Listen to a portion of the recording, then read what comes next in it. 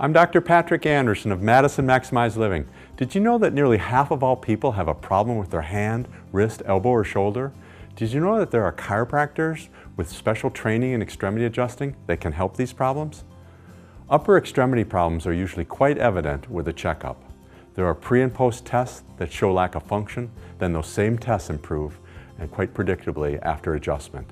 That's a science. Join co-host Stacy Hansen and myself as we lend a helping hand in our show, The Hand, Wrist, Elbow, and Shoulder, coming up next.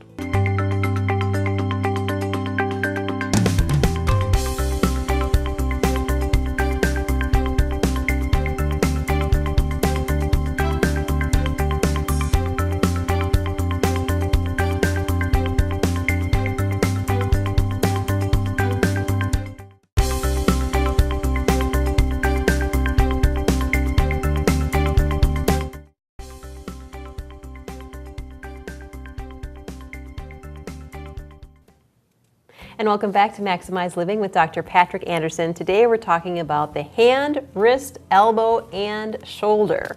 So tell us a little bit about your experience with extremity adjusting with this. Yes, I've been doing extremity adjusting for many years. I'm on the board, national board called the Council on Extremity Adjusting, and we're a teaching body that 14 different chiropractic colleges offered as a continuing education course. It's a 100-hour course, and I've got to be one of those teachers for many years. I've done thousands of hours of teaching throughout the country, United States and Canada and Europe. And so I had a lot of experience with extremity adjusting. And our mission really is to help all chiropractors and all people understand that adjusting the extremities, you know, the hand, wrist, elbow, shoulder, feet, knee, and hips are part of what chiropractors can do for you. So let's talk about the hand first. That looks like a lot of bones to me. 27 to be exact. Wow. And we learn all the names of them. There's 8 of them in the wrist themselves. And they all have to roll, slide, glide just right. So it's fairly easy to hurt the hand. You know, you can get your hand hurt by a handshake where you get this big hand showing you how strong they are, and you feel that crunching feeling in your hand. Right. That's a good way to get hurt in your hand. You really can. Or in sports, you can get stepped on. Yeah. Sometimes people get so mad at someone they punch a wall. And I had a hairdresser do that years ago, and she got so mad she punched a wall. Not me, of course, but she broke her hand, and so I had to get a different hairdresser for a while. But so that's falls striking something. Hand is a very abused area. It takes a lot of blows, a lot of torque. So we get sprains, dislocations, and injuries. So we get problems in the digits themselves. These little joints can all be manipulated and adjusted. And I'll tell you, when a patient comes in and they're coming in for their neck or back and they mention, by the way, my finger sprained, can you do something for it? And they see that we can, they're really excited by that, because most sprains we can help mobilize and speed up the recovery. Wow, and you wouldn't really think that. I mean, when you think of chiropractor, you always think of like back, neck, shoulders. Exactly. And then you can get problems with the metacarpals, the long bones in the hand, like from the person who squeezes you too hard. Yeah. And then, of course, we'll be talking about the wrist in a minute, but there are specific adjustments. And if I could borrow your hand, I'll just show you a little bit of what they look like. Yeah.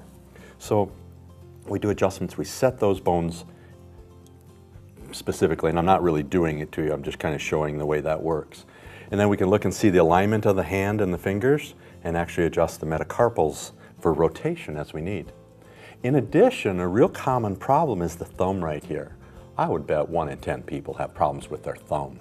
It's such a mobile joint, but it often subluxates, as we call it, and it'll move posteriorward, and we have light adjustments to set that back in, and it can afford a lot of relief. Wow, who knew? So if you're having trouble out there, definitely bring that up to your chiropractor. Yeah, it's a common problem, and the joints are often overused. So let's talk a little bit about more specifically what can happen to your hands, what can be done. Well, things like striking an object, vibration can bother the hands, overwork, misuse, repetitive strain injuries, falls are common hand injuries. And so those type of injuries can happen, and the adjustments are part of helping. So is there such a thing as exercising your hands to make them stronger? Yeah, you know, well, we hear of doing the, I've got rubber bands here. Oh, just to take the place of those resistance bands? I'm going to give you like the thick one. I'll give you the thick one. So the hands really get overused, gripping, grabbing, and we don't want to overuse it in gripping so much. We don't get enough extension. So even if you have, especially if you have arthritis in your hands and your fingers are curling, it's good to work the extensor muscles. So all you do is put a rubber band around your fingernail beds like this.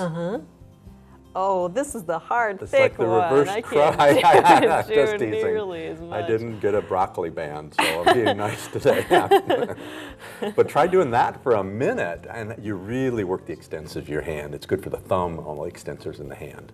So a very simple exercise with very little equipment. Everybody's got a rubber band. Yeah, you could do that, you know, at your desk at work when you're on the phone. Just start exercising your hands and then You can keep rotate, it on your wrist. do the other one. Yeah, exactly.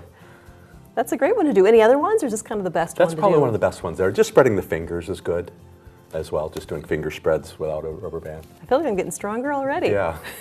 Well, stay with us. We'll have more right after this.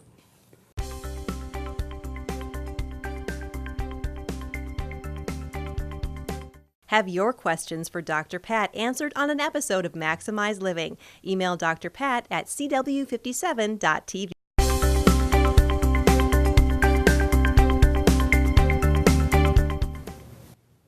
And welcome back to Maximize Living with Dr. Patrick Andersen. So we were just talking about the hand, and I was doing some hand exercises during the break. I think I've got an iron grip by now. So we're moving on up. Now let's talk about the wrist. Carpal tunnel comes to mind. What is that exactly? Well, carpal tunnel is an irritation of the median nerve, which runs in the wrist. They're a very small little tunnel about that big, and it goes through nine tendons, the median nerve, ulnar nerve, and blood vessels go through there. But if you lose that arch in your wrist, there's 8 bones in the wrist, and if you lose that arch, we call it a flat wrist syndrome. Instead of having an arch in your wrist, then you can impinge the median nerve, and you can get weakness in the hand.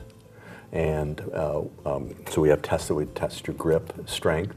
Your pinch strength can be less, and grip strength on the machines can be less. And it comes from a problem in the median nerve in the wrist. So what causes that exactly? Well, falls on the outstretched hand, shoveling, digging and gardening. Vibration is common. So if your motorcycle vibrates too much, it could give you carpal tunnel issues. Women who are pregnant, often with the extra water retention, can often fill that small space, and they'll have carpal tunnel symptoms during their pregnancy. Oh, wow. And unfortunately, there's so many random things that happen when Yeah. you're pregnant, too. Yeah. And there's so many different things that can cause carpal tunnel. I thought you were going to just basically say, you know, holding the mouse wrong when you're at the desk. Keep not having your wrist so it's extended. I even talk to chiropractors about making sure their wrist is flatter when they adjust. Don't adjust or make sure the wrist is extended in this fashion, so they're using this part of their hand when they adjust, as opposed to a flat hand adjusting, because that can bother their own wrists. Wow, that's And ironic. you look at a sport like golf, and about 75% of the pros are having trouble with their hands, elbows, and shoulders, so extremity chiropractors are very helpful for them. So what are some of the tests that you do then if somebody comes in and says, I think I have this? Well, one of them would be a pinch grip test. I'll show you. Pinch your thumb and little finger together and hold as hard as you can, and what we try to do is pull the thumb away, and you are good. See, but those people with exercises. carpal, yeah, there you go. But if you had a carpal tunnel syndrome, it often, if I would tap on it, that would cause numbness typically. Oh, yeah. And if you took both your hands and did this kind of movement, then in 30 seconds or so you'd get numb in your hands, because you're already you're cutting off that median nerve if there's a problem there. Wow. But the real cause for that carpal tunnel is a bone right in the middle of the wrist that drops anterior, called the lunate bone. It's one of the 8 bones in the wrist. And so we have special adjustments for that, where the adjustment, this is what I teach when I go to teach seminars, is we do a very special adjustment where we lift that bone back in. Don't try this at home. It's got to be done just right, but just to give you an idea, to give you an idea, and then we set that bone back in place, and then immediately we go back and test strength if it's weak. And Right any away? any doubters are quite amazed with what happens, because when there's pressure on the nerve, the muscle will not be strong; it'll be weaker. And so we use that throughout our course work in extremity adjusting, along with orthopedic tests and range of motion tests, and then we improve by seeing that test better right away. What about some exercises that maybe people can do, or sometimes you see people wearing supports and braces? Yeah, there's that one splint that holds your hand like this, and it's got like a spoon shape to it. It cocks the wrist back like this. Those can be kind of cumbersome at night. I much prefer a brace like this called a thumb loop brace, and it holds the carpal tunnel in position. So if you put that on your hand like that, comes around like this. Pinch your thumb and little finger together, and it comes around like this, up about 1/2 inch or so on your wrist. And when you relax, it's actually going to hold that arch it does. in your wrist. So when you're working and doing things, you still have flexibility, but you're getting that extra support holding the arch in the wrist. So I like it better than those too restrictive of braces, because anytime you put a brace on that's too restrictive, you start to get weakness in the joints and muscles. And you want to allow movement, but not excessive movement. Definitely not a good thing. So what about some other adjustments that you do? Is that pretty much the extent, maybe or we'll are use there the one others? that's not supported. Okay.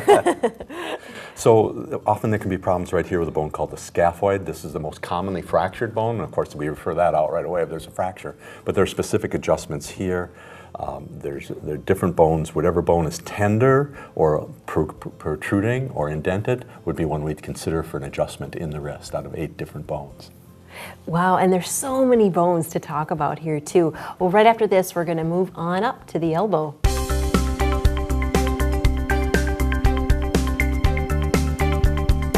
Have your questions for Dr. Pat answered on an episode of Maximize Living. Email Dr. Pat at cw57.tv.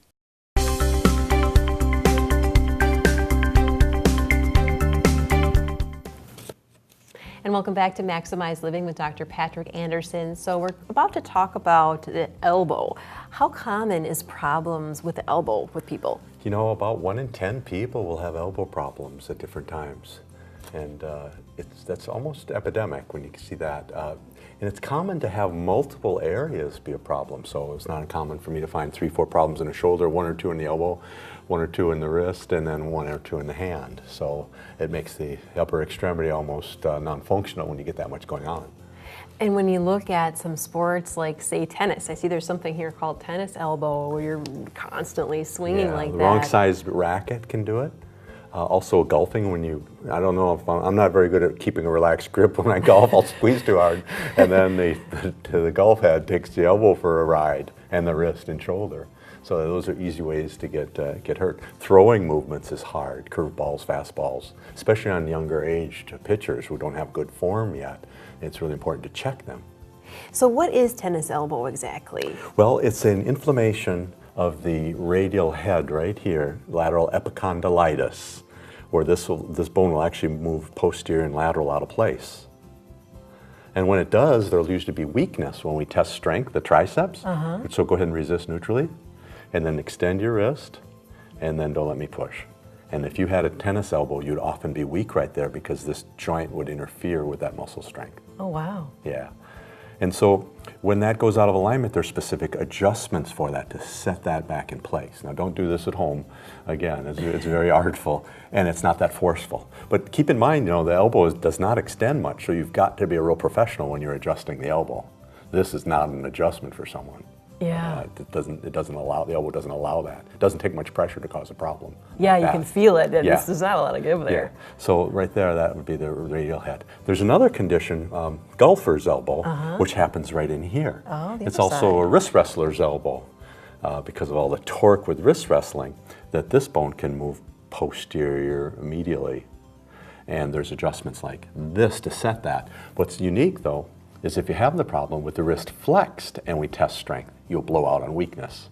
Oh, wow. And you wouldn't believe it till you actually saw it, where you're weak on certain tests. Even strong athletes, and we'll find specific weaknesses in them. They don't like it, but they're there. Yeah, I bet And they so will people hear will that. often recruit when they're lifting or doing something or throwing, and then they get into bad body mechanics, and that causes issues for them. So what are some of the issues that really stands out for you that you could fix? I mean, what's the biggest issue? We talked about tennis elbow, golf elbow. Golfer's elbow. Well, there's a case I'd like to tell you about that was even fascinating to me. I had a 9-year-old girl, or she was 23 when she came in, but at age 9 she had her elbow crushed by a car accident. And she came into me at age 23, 15 years later, and she said my elbow is permanently damaged. I've got a disability because of it. And she also had carpal tunnel symptoms with no grip strength and weakness. And she had bad headaches, she had upper back pain, she had neck pain, she had rotator cuff issues. So I had to test up higher. I couldn't even use the elbow for that test. But as I started to work with her, she got stronger. Her neck headaches went away, her upper back pain went away, her shoulder pain went away, her grip came back. And while I'm still working on her, she was saying, well, when I reach like this to try to do my hair, I get a sharp pain in my elbow. So I felt that may have been still something entrapped. So the x-rays looked like I could probably work with her, although there's damage and arthritis. So I used light instrument adjusting on her elbow because she was weak on tests. And through the course of about 90 days, she got her function back. She kept opening up at a bigger angle. And she got her function back, and she was playing tennis. And now that was one of the most fascinating cases. So what we say in extremity adjusting, if there's weakness, probably do the adjustment. Do it gently, be sure there's no fractures and things like that. But if there's weakness, there's a sign that there's something can be improved. What a wonderful story. I mean, here she probably thought she would never be able to play tennis that way, and now she is. So the body is has an amazing healing ability. So are there any stretches that we can do? Yes. Why don't you hold your hand out like this and take your other two fingers to pull back and pull your middle fingers back. And those at home, you just keep your arms straight and pull back on the middle fingers, and you'll get a tremendous stretch. You do. In one of the flexor muscles. Flexor carpi ulnaris is the name of the muscle. But that'll stretch right in there, and that's a really good stretch. There's another one that feels good for the pronator muscle, where you take your hand like this, and you flex it and turn away and down. You put your hand right like this, kind of right on your forehand like this. This is the first time Let me do it for you. There, we got it. Then you pull down and then away like that. Oh, there, and then I feel you it. And you can just change your position a little bit. It's a great stretch for the forearm. Oh, yeah. And you hold these stretches for maybe 20, 30 seconds to a couple reps. That's a great tip. I learn something new every time. We'll stick around for more right after this.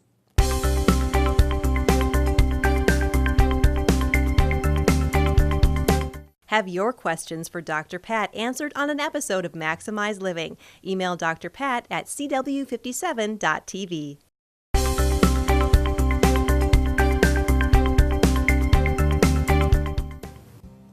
And welcome back to Maximize Living with Dr. Patrick Andersen. So we're moving on up the arm. We're up to the shoulder now. How common are shoulder problems with people? About 1 in 3 people have a shoulder problem, and it's because the shoulder is so mobile, you can practically be a helicopter with it, swinging it around. But because of all that mobility, it's more unstable and it's easy to hurt. What are some of the problems that you're often seeing with this area? Well, one of the major ones is rotator cuff impingement, where the ball and socket actually jams up and in from like a fall on the outstretched arm, or a weightlifter, or even an athlete who's doing a lot of throwing. They'll impinge the shoulder as it jams a muscle. And additionally, when we get involvement here, often there can be involvement in the clavicle, called the AC joint, or the sternum, the clavicle at the sternum. So that's one of the reasons why the shoulder is a very complex joint, because all these joints have to move together for the arm to move. And if one isn't working right, it's going to block motion and put forces in the next joint. So it's common to have 2, 3, 4 different shoulder problems alone. So how can chiropractic adjustment help you then if you've got some of these problems? Well, by repositioning the joint, it now can move with efficiency without jamming when it's moving, so it reduces inflammation and improves strength and function. Can you check me out? Yes, I'd be happy to. Okay. Let's What have do I you need to go ahead do and lie here? right flat on your back. Okay. And so what I'll do is just kind of demonstrate all the typical extremity adjusting tests I would do on you, less the orthopedic tests to save time. So we'll start by testing the rotator cuff here. So I'm going to push in, resist. This is for the sternum and clavicle, hold. Now punch up, this is for the ribs. Good. Now bend your arm like this. Hold, don't let me push down. Good. And now tuck your arm down like this. Hold, don't let me pull out. There, you passed all those tests. Oh, nice. You know, and many people who don't have pain would still not pass these tests, and that's one of the really good values of chiropractic care, and for athletes especially, is we can find imbalances before they have pain or symptoms and actually improve their function. And the more you keep it balanced, the more likely it'll stay in good shape. So when we check the elbow, typically we'll do a neutral tricep like this. Okay. Don't let me push. And then we'll flex the wrist. Flex the wrist. Like this? And then I'll load it a little bit and then push down. Oh. So we might have found something there. Let's test it one more time. Okay. Flex the wrist. Don't let me push. And see how that gives Oh, more? yeah, it does. And then extend the wrist. Don't let me push. And that's pretty good. Okay. So as you can see there, that difference in the strength. So that would mean an adjustment in this fashion would be in good order. And then when I would retest that, she would be stronger almost every time. Wow. Yeah. So then the next test we would do would be the grip strength test, pinching the thumb and the little finger together. And hold as hard as you can. Okay. And we pull that apart. So you did fine on that one. Okay. So we did a lot of different tests. There's actually 18 different adjustments that can be done on the upper extremity alone. So there's a lot of training and being skillful at this, and it's all an art. It's not about you know, just moving bones. It's doing it very specifically, so it's easy to receive on the patient's part. So actually an elbow adjustment is not much more than something like that. Oh, wow. And then we'd go back and retest the strength and see how you responded, because in most cases you'll feel better, be stronger. So typically then a patient would say, well, that didn't hurt. If we were doing like this one, they'll feel the strength right away be stronger after the adjustment. Wow. So it's great feedback for the patient, and of course the doctor knows we made a physiological functional change because that nerve is no longer interfered with because it's firing that muscle properly. So it's an exciting field for both the patient and the chiropractor to see function improve. Yeah, and to see it improve just right away like that is something I wouldn't have expected. And then many people will say, well, now I can raise my arm and it feels different. They feel the circulation, the proprioception, the normal nerve senses come back. Now the challenge is it takes a little while to get that to hold, and it's variable for each person. So I might see a person, I've had one last week that had 9 different problems in their upper extremity. And after a couple of adjustments, they're down to 2 problems. So a lot of those will clear up, and then you get down to the main ones. Any exercises you can do? I love external rotations. It's my favorite shoulder exercise. So you tuck this in tight to your body, and you push outward with your hand. Oh, like this? Like this, and keep going, keep going, keep going. It's really working these short rotator cuff muscles right back here. See how that works? Yeah. Yeah, and you could do that with just a resistance band or You could do a resistance band or a dumbbell on your side, or you could have a guy stand there like me and hold it. Yeah, which works for me. Well, stay tuned. We'll have more on that right after this.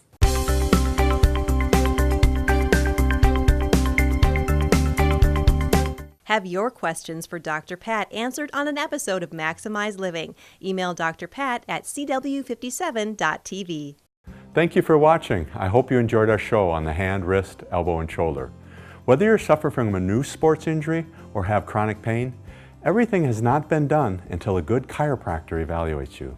If you're having trouble with your hands, wrists, elbows, shoulders, or other joints, don't wait years. Usually we find out quite quickly if we can help. Come and see why so many people love their chiropractors. Call 608-833-1282 today for a checkup. For Maximize Living, I'm Dr. Patrick Andersen. Until next week, live well and God bless.